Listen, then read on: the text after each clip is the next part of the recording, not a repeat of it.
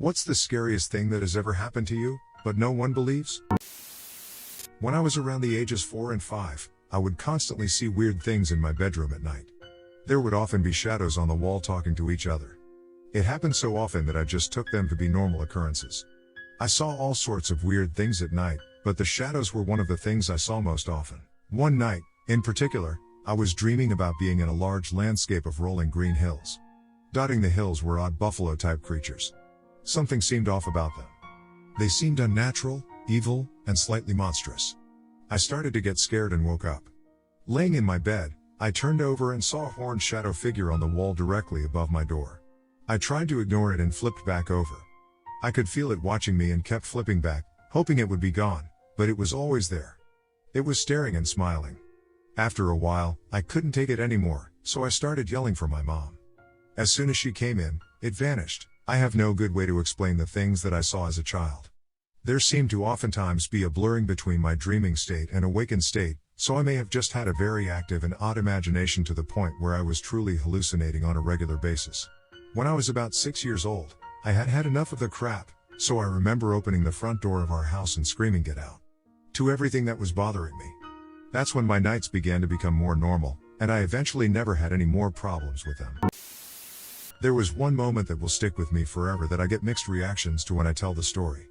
Let me start with adding some context. I was 20 at the time and was helping my girlfriend move from Alabama to Los Angeles. Because she had all her belongings and her car, we decided to drive. At that time, she had a suspended license, so I was the one who was forced to drive the whole way. Because I didn't want to get any speeding tickets, I brought my radar detector from home to take with us on the drive. Now it was the second day of our trip, and we had recently crossed into New Mexico. At the time, it was already well past sunset, so most of my drive that day was spent on the I-10 at night.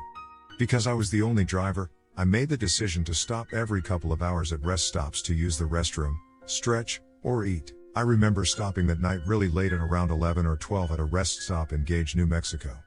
From what I remember, the rest stop was really the only thing off the exit, and there was nothing as far as a town or homes in the area for miles. The only thing there was a small area with many identical concrete structures covering picnic tables. They were like concrete boxes, 3-sided, with window cutouts and a light in the middle. As we were pulling in, the radar detector started going haywire, showing codes for multiple different bands, including X, Ka, and laser, all at once. I turned the radar detector off, not really thinking much of it at the time, and pulled into a picnic area near the back. From what I remembered, I was going to eat a snack or something to tide me over, and as I was grabbing the food from the middle row, I heard a low rumble/squeak, as if someone was rubbing their palm along the side of the car. As I was grabbing some items from a bag in my lap, my girlfriend at the time grabbed my arm with the most intense grip and fear and just started saying, we gotta go," with increasing panic. I'll never forget what I saw tbh. In her side mirror, there was a large, rough silhouette leaning against the car just past the back door. Even from a glance, I could tell that the figure had to be much taller than the SUV, as it looked a bit hunched over. Seeing this, I immediately started to panic, as I was not sure if this was a person, animal, or whatever. As I was fumbling for the keys in the cup holder, I glanced in my side mirror and saw the same exact figure, motionless against the side of the car. A few seconds later, I started the car and punched it out of there.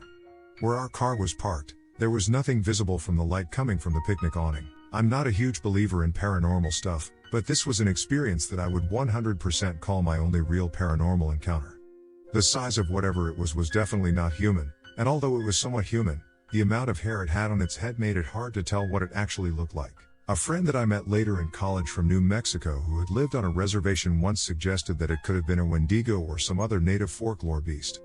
I still don't know at all what it was for sure, but I still occasionally have nightmares about that night. I think my friends and I almost got struck by lightning or some electrical phenomenon in Petawawa, Ontario, when I was between 5 to 7. It was torrential raining, thundering, and very humid outside. I was ready to go in, but my friends, 2 sisters who were my age and younger who lived across the street from me, were stuck outside. I believe their teenage brother had locked them out as a joke. I was standing across their lawn, debating going in or sitting with them on their stoop as the youngest sister was crying out of fear because of the thunder. Suddenly, a huge ball of bluish-white light came down from out of nowhere and seemed to strike the lawn between us. I remember it looked like it was spiraling or spinning, like a super bouncer. It seemed to bounce off the ground, and then it disappeared. His little sister screamed bloody murder at, and they both dropped their umbrellas and were holding each other. I ran the fuck inside my own house. I remember still seeing the light when I closed my eyes, and it haunted me for quite a while after. Lightning or power line experts, I'd love to hear your thoughts. The lawn didn't look damaged, and my mom thinks it was my imagination. I was abducted into a house by my dad's friend. Long story short, my dad's friend was homeless, and my dad was letting him sleep on the couch. I never thought anything about it, but I would go to my room with a towel on, but I'd usually pass by him on the couch. This would become a much bigger deal in the future. This guy kept going on about his daughters and how he wanted me to meet them. They were a couple of years older, 14 to 16, but being a young kid, I figured I'd just meet new friends. He lived with us for a couple of months, until one day, while walking to school, he called me from across the street. I lived probably 1.5 kilometers from my house, but a straight shot and a pretty busy road. He ended up luring me into the house, saying his daughters lived there and they wanted to meet me. He literally gave me a tour of his house, but I kept asking him questions like where they were and who was their mom. He alluded that they were showering in the basement. Instantly, I felt a bad vibe and just sat on the couch in the living room, refusing to go into the basement. I started panicking because I could see the time and knew I was late for school. At this point, he brings up that he thinks I'm coming on to him because I walked past him in my towel. I was so thrown by it, just said no and told him I had to go. He asked for a hug and rubbed my thigh in a sexual way. I literally ran out the door. I was raised in a very old school and was so scared to get into trouble I literally went back to school. When I went home, I told my parents, not realizing how big of a situation it was, and they called the police. I came to find out that it wasn't even his daughter's house. He literally broke into a house on my way to school to lure me into it, even though the police were involved, and the guy literally left everything at parents and never came back. Years later, my parents befriended his brother and eventually him again, and his brother kept denying that it ever happened, and my parents started to question it too. Lamau.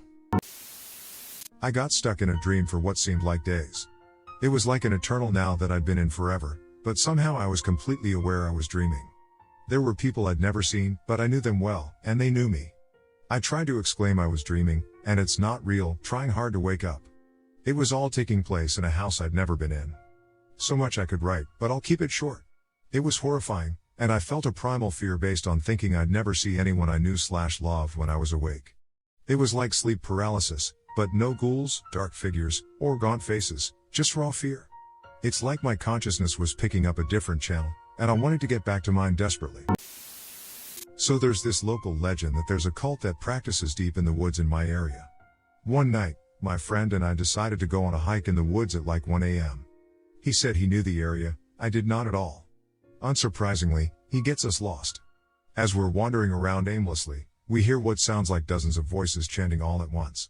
Immediately, the first assumption is, we found the cult because this is literally like 2 miles into the woods off of this road that's in the middle of nowhere, no houses or anything for miles. We walk closer to investigate. We're actual idiots, and this coyote appears on the trail in front of us. I swear it was some kind of spiritual thing or something. It literally appeared out of nowhere. My friend gets spooked and threw a gallon of milk at it. He brought the milk with him to drink. He's a strange one, lol. Coyote runs off. We decide that we should probably rethink our investigation, especially considering we probably made enough noise to alert them anyway. I tell people this story and they find it entertaining, but I don't think anyone actually believes me, lol. I was using resistance bands to exercise in our school gym. We had double doors with the post in the middle so the doors could close, so I wrapped the band around the post. I started pulling, and a loose screw popped out, so the post came flying out at me. Only 1 or 2 inches from my neck, pretty close to one of the blood vessels too. Luckily, it hit me closer to my shoulder instead, but I still landed on my back from the force. If not for the gym teacher, nurse, and 4 or 5 students, no one would believe it. This isn't quite the scariest, but it scared the shit out of me, and I doubt anyone would believe me. First of all, I live alone and, at the time, had 2 cats. I have one of those galaxy projection lights. The kind that basically projects something onto your ceiling. It has an IR or Bluetooth connection because it uses a remote to change the colors and settings on it. It also has a speaker on it for some reason to let you know if the remote is connected. One night I had it turned off, and sitting on my chair next to my bed. I was in a dead sleep when I heard the voice toggling on and off, saying, Bluetooth disconnected. That was the initial thing that scared me because all I could hear was this disembodied voice. I found the source quickly and realized I had thrown some clothes over it, so the IR port was blocked. I fell back to sleep and was awoken again, this time in the morning, by a male voice saying, "Oh, hello Blaze." It was coming from the direction of the light. Blaze is the name of my cat. I laid still for a moment, my heart pounding. I rolled over and found my cat sitting on the other side of my bed. He was in the room. That scared the shit out of me even more. I leapt out of bed and ran over to the thing, and ripped it out of the wall.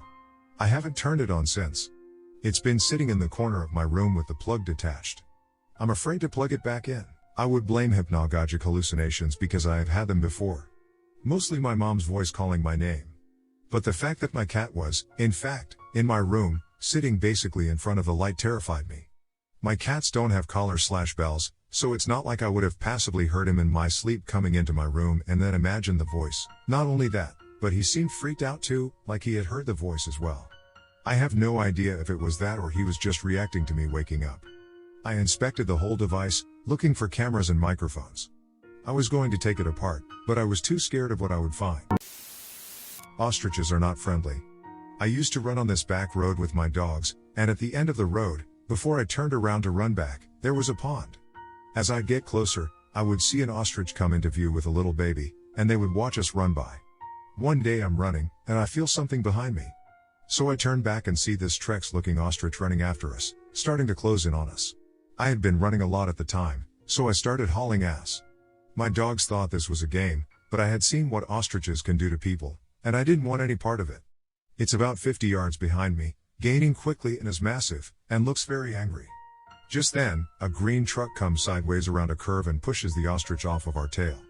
It was the local game warden, and he pulled up, laughing his ass off.